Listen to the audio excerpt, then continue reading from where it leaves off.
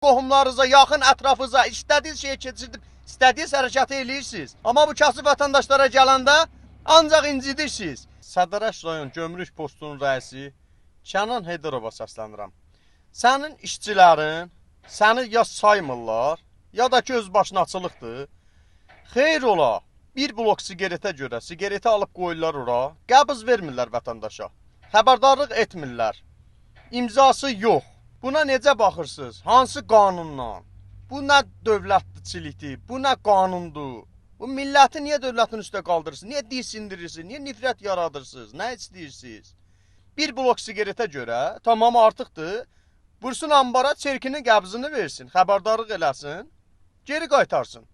Vermirik, hara gəlsə heç kimi də saymırıq. Gömrük bazar olubdur. Bir blok sigareti qəşəng bilirsiniz ki, vətəndaşın xeyrinədir. Və yaxşı bu vətəndaşların, bu Naxçıvan cəmaatının sosial rifahı niyə düzəlmir?